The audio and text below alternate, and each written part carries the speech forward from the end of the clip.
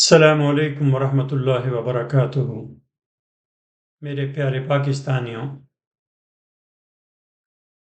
جیسا کہ آپ جانتے ہیں کہ انسانی تاریخ ہمیشہ سے، یعنی آپ کہہ سکتے ہیں کہ ازل سے، طاقتوروں کے مظالم سے بری پڑی ہے۔ وہ بنو امیہ ہوں، بنو عباس ہوں، ساؤتھ افریقہ کی اپارتھائڈ پالیسی ہو، فلسطین ہو، انڈیا ہو، امریکہ ہو،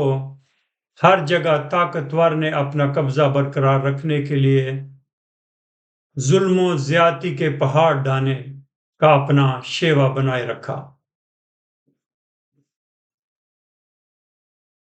آج میں آپ کو بہت پیچھے لے جاتا ہوں،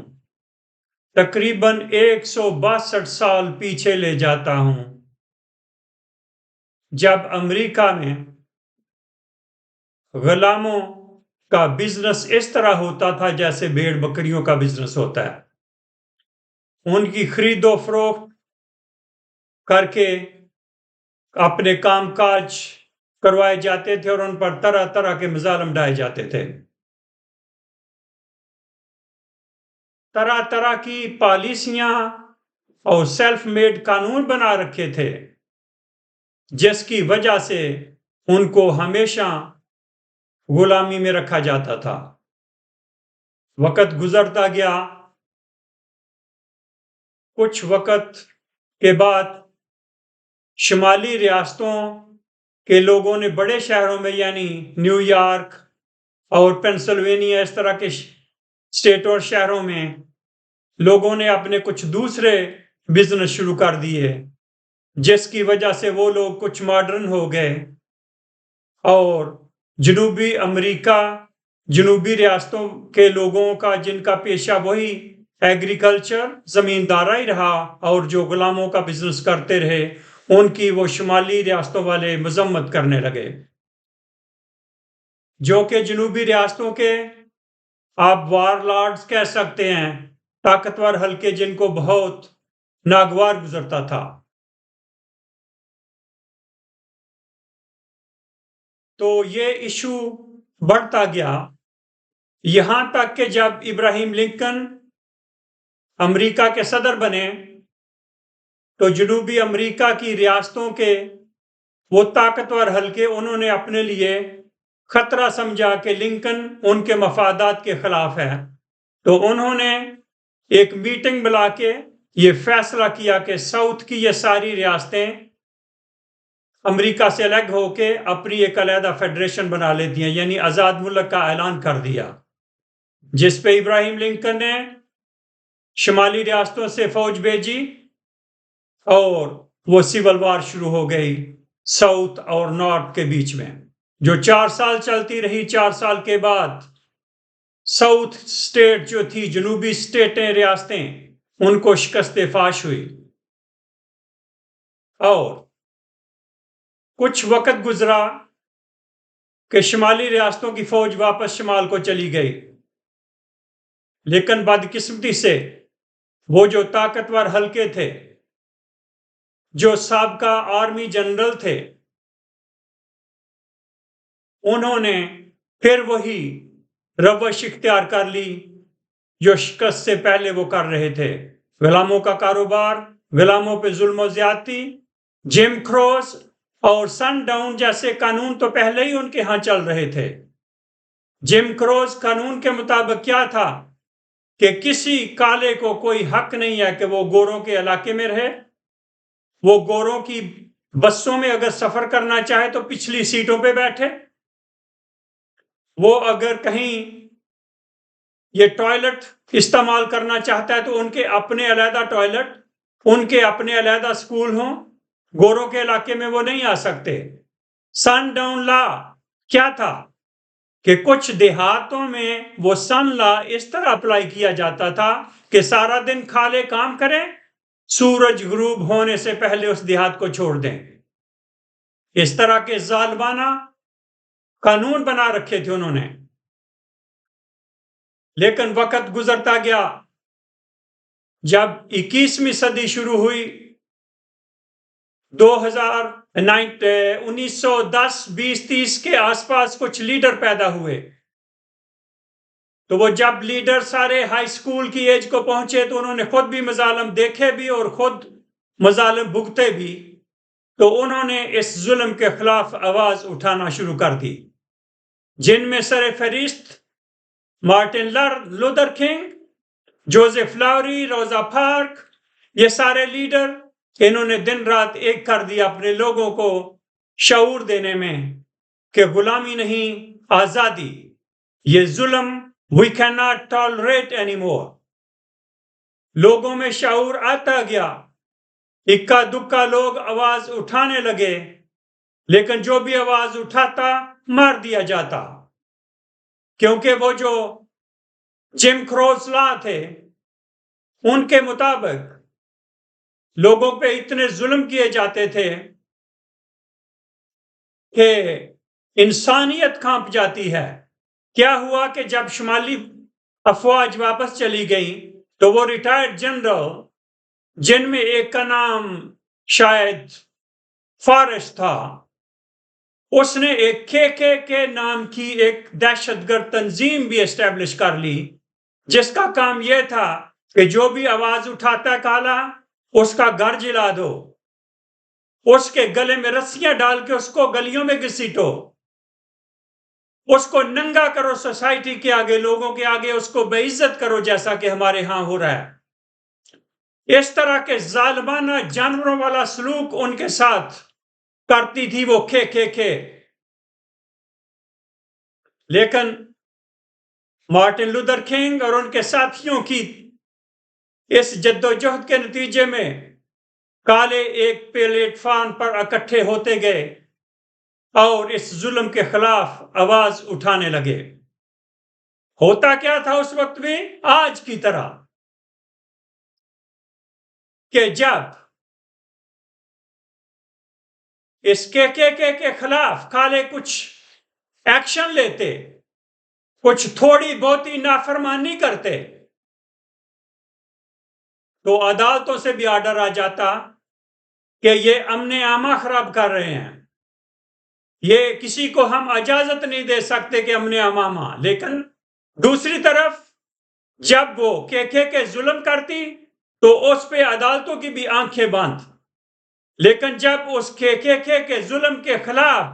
کالے آواز اٹھاتے یا کوئی جلسہ جلوس کرتے تو امن عامہ کا مسئلہ بنا دیا جاتا، ایشو بنا دیا جاتا، اور یہ کہا جاتا کہ یہ ٹربل میکر ہیں، یہ امن پسند لوگ نہیں ہیں، طرح طرح کے ان پہ الزام لگا دیے جاتے، جیسا کہ مارٹن لوتھر کنگ تقریباً کم از کم 30 دفعہ اس کو جیل جانا پڑا۔ اس پہ ایف آئی آریں کیسی؟ جیسے ڈاکٹر محیط پیرزادہ صاحب کہتے ہیں کہ چوتیا قسم کی ایف آئی آرز پاکستان میں، پتہ نہیں یہ پڑھے لکھے لوگ دیکھنے میں تو پڑھے لکھے ہی لگتے ہیں، پتہ نہیں کیا ان کی کوالیفیکیشن ہے کہ ایف آئی آرز کاٹتے وقت ان کو شرم و حیا بھی نہیں آتی کہ اس ایف آئی آرز کی تو سینس ہی نہیں بنتی، کوئی سینس ہی نہیں بنتی قطعاً، پھر بھی کاٹتے چلے جاتے ہیں ایک ایک بندے پہ 20 30 ایف آئی آرز۔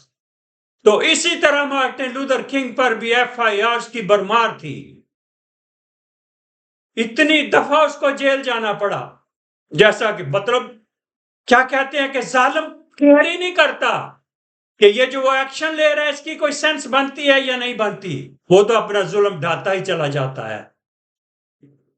جب وہ روزا پارک اپنے کام سے واپسی پہ بس پہ بیٹھی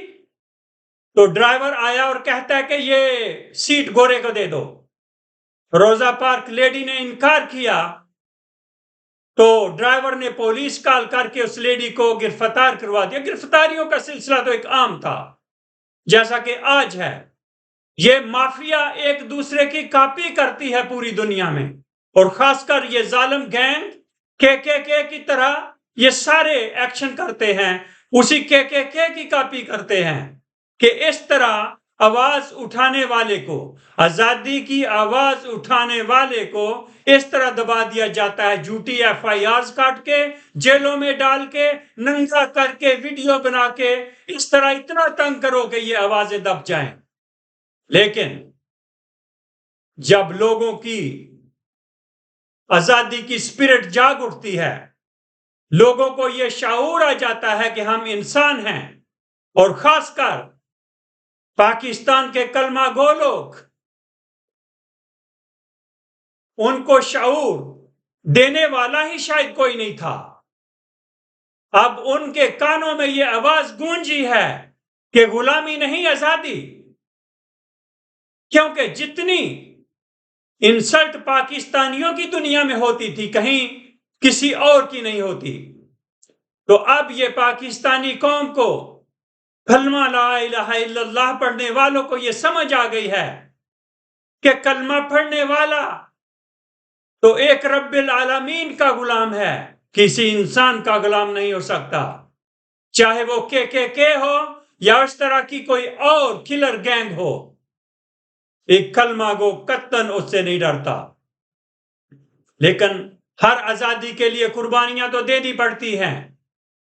جب روزہ پار کو گرفتار کیا گیا اور لوگوں نے اس کو ریلیز کروا لیا، تو مارٹن لوتھر کنگ نے بھی تنگ آ کر اس الاباما مونٹگومری میں اعلان کر دیا کہ آج کے بعد ان بسوں کا بائیکاٹ کیا جاتا ہے جب تک یہ اپنی پالیسی چینج نہیں کرتے۔ تو سوچو ذرا، وہ بائیکاٹ 1 مہینے 2 مہینے کے لیے نہیں تھا، 380 دن وہ بائیکاٹ چلتا رہا بڑے اچھے طریقے سے، حتیٰ کہ عدالت نے مداخلت کر کے ایک حکم جاری کر دیا کہ آج کے بعد کالوں کے ساتھ یہ جو بسوں میں سلوک کیا جاتا ہے، پارکوں میں، ریسٹ روموں میں، آج کے بعد یہ سب غیر قانونی ہے، ان کو بھی برابر کا حقوق حاصل ہیں کہ جہاں چاہیں وہ آئیں جائیں۔ سلسلہ چلتا رہا، فائنلی مارٹن لوتھر کنگ نے واشنگٹن مارچ کی کال دے دی۔ جانتے ہو 2,50,000 لوگ اس واشنگٹن مارچ میں شامل ہوئے، جس مارچ نے امریکہ کو تبدیل کر کے رکھ دیا، اور پھر کانگریس نے 1964 میں قانون پاس کر دیا کہ یہ بھی ہماری طرح انسان ہے، ان کو ووٹ دینے کا حق ہے، ان سے یہ سیگریگیشن والا سلوک جو ہے بالکل غیر قانونی ہے۔ لیکن اس کے بعد 4 سال ہی گزرے کہ باطل کو یہ کہاں ہضم ہونے والی بات تھی۔ 1968 میں مارٹن لوتھر کنگ کو الاباما میں گولی مار دی گئی۔ تو وہ سٹوری تو اپنی جگہ،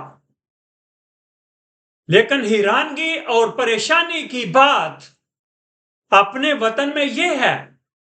کہ وہ تو گورے اور کالے کی نفرت تھی، ہے تو بنیادی طور پہ بزنس انٹرسٹ کی ہی جنگ تھی، کیونکہ وہ غلام کالوں سے وہ فائدہ اٹھاتے تھے جو وہ چھوڑنا نہیں چاہتے تھے۔ لیکن وہی کہ وہ تو کالے اور گورے کی ایک نفرت تھی، بزنس تھا، لیکن اپنے وطن میں تو ایک رنگ، ایک کلمہ، ایک قرآن، ایک رب، پھر بھی یہ ظالم کھے والی کاروائیوں میں مصروف کیوں ہیں؟ لگتا تو اب یہ ہے کہ خان کے رات دن ایک کرنے کی وجہ سے لوگوں میں، قوم میں اب شعور آ چکا ہے۔ لگتا ہے کہ اب قوم اس کے کا سر کچل کے دم لے گی۔ پاور کے نشے میں ابھی تک ان کو یہ عقل نہیں آ رہی، ان کی سمجھ میں یہ بات نہیں آ رہی کہ جب عوام فیصلہ کر لیتی ہے، اور وہ بھی جب کروڑوں لوگ فیصلہ کر لیتے ہیں، تو پھر یہ 3-4 ہزار لوگوں کو اپنے اصلی وطنوں کو بھاگنا پڑتا ہے۔ ان کے لیے پھر اس وطن میں جہاں انہوں نے ظلم کے پہاڑ ڈھائے کوئی جگہ نہیں رہتی، ذلت خواری ان کا مقدر بن جاتی ہے جب قوم جاگ جاتی ہے۔ اور میری پھر آج ان پاورفل حلقوں سے درخواست ہے کہ یاد رکھو، کوئی ایسی غلطی نہ کر لینا کہ یہ ملک آپ کے لیے جہنم بن جائے۔ ابھی بھی وقت ہے، یہ اپنی روش بدلو اور اپنے آپ کو آئین کے مطابق چلاؤ۔ کیا قوم مانگ رہی ہے؟ کوئی غلط مطالبہ تو نہیں کر رہی؟ خان کیا مانگ رہا ہے؟ پوری قوم کیا مانگ رہی ہے؟ یہ 40-50 ملینز کی تعداد میں لوگ جو ہیں، یہ کیا ایک شفاف الیکشن مانگ رہے ہیں اور کچھ نہیں مانگ رہے۔ قوم اب یہ فیصلہ کر چکی ہے کہ ہم روکھی سوکھی کھا کے گزارا کر لیں گے، ہم بجلی کی شارٹیج برداشت کر لیں گے، ہم اندھیروں میں رہ لیں گے، لیکن باطل کی غلامی قبول نہیں، باطل کی غلامی قبول نہیں۔ اللہ تعالی ہم سب کو ہدایت نصیب فرمائے، اور اللہ تعالی اس وطن پاکستان کو، جس کو لا الہ الا اللہ محمد رسول اللہ کے نام پہ بنایا گیا، اس کو اپنی حفظ و امان میں رکھے اور باطل قوتوں کو ہدایت نصیب فرمائے۔ اگر ان کی قسمت میں ہدایت نہیں ہے، یا رب العالمین ان کو شکست فاش سے دوچار کر دے۔ یہ گنڈے سمجھتے ہیں کہ ان کا اقتدار، ان کی پاور سدا رہے گی اسی طرح۔ یہ ممکن نہیں ہے۔ قوم جاگ رہی ہے، قوم جاگ رہی ہے، قوم جاگ رہی ہے۔ Until next time،